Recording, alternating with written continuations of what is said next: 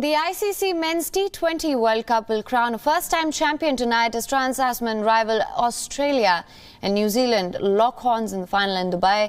Neither of these two teams were considered the title contenders at the start of the tournament, and yet both have defied the odds in an almost identical journey to get this far. And Australia may have a record 5 ODI World Cups to their name, but the T20 crown has been a big miss in their trophy cabinet so far. Aaron Finch's side arrived in UAE last month, having lost each of their last 5 bilateral series in the format, and yet the team put together 4 wins from 5 games in the tougher of the two groups before stunning one of the tournament favourites, Pakistan, in the semi-finals. Different players have delivered match-winning performances in different games, and it is at this stage of the tournament that Australia are at their most dangerous. They have only lost 3 of their 10 previous ICC finals and only 1 of 7 in the last 25 years. Yeah, like you said, everyone had written us off, but we had a real lot of confidence within. We were really confident in the way that we were preparing, the way that our strategy was coming together. So, yeah, I think it hasn't defied expectation. I think we came here with a really clear plan to win the tournament, and we still feel as though we've got the squad to do that. Now, New Zealand were more fancy than Australia at the beginning of the tournament, but not many backed them to reach the semis from a group containing 3 Asian teams: Pakistan, India and Afghanistan, who were all more familiar with the conditions in the UAE. But the Kiwis also won 4 of their 5 Super 12 matches and then beat the other title favourites, England, in the semis. It would be tempting to say that Kane Williamson's side have punched above their weight, but this is a heavyweight team that is now through to their 3rd consecutive ICC final and primed to add to the World Test Championship trophy they won earlier this year. It is great to be here.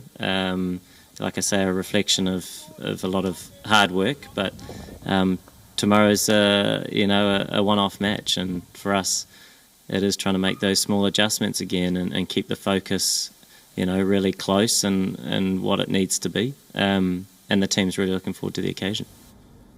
Australia and New Zealand are familiar foes with plenty of battles in recent years, and this is how their head-to-head record stacks up. Till the beginning of 2021, the Aussies had only lost 1 T20 international against the Kiwis, but this year New Zealand have won 3 out of the 5 matches.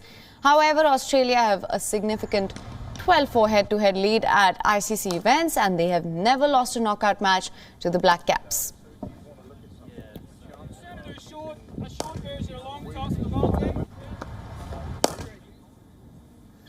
World cricket's most successful coach John Buchanan will be on WION today to help us build up to the big final. Buchanan coached Australia to 2 ODI World Cup titles in 2003 and 2007 and also served as New Zealand's director of cricket between 2011 and 13. Now, this is his key take on the matchups that could decide the game. We're looking at the T20 World Cup final, and what an unexpected final it turns out to be.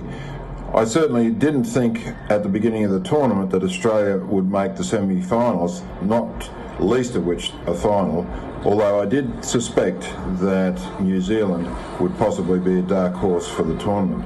So, looking at the game and maybe a few of the key matchups as we talk about these days in T20 cricket, certainly matchups will occur in the power play overs.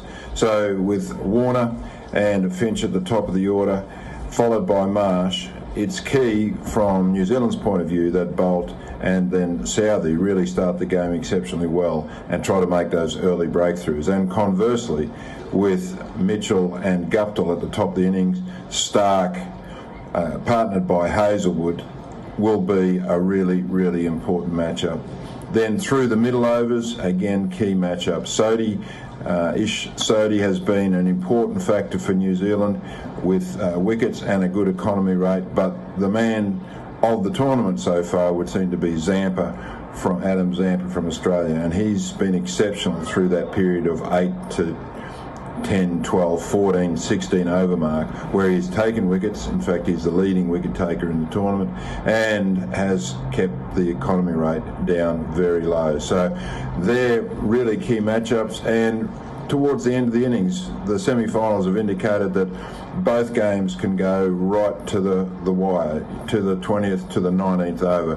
And so it's those players at the death, both bowlers and batsmen, trying to execute their skills. And we saw in the last semi-final where Shaheen Afridi was really trying to execute his Yorkers to Wade in particular, and Wade became creative and was able to put the ball over the boundary. So setting up the game, it really does stem from a platform from the power play overs. Which team can either score runs and get themselves a really good platform from which to launch a big innings, or can the bowling side do early damage and therefore restrict the batting side and the batting total they can make.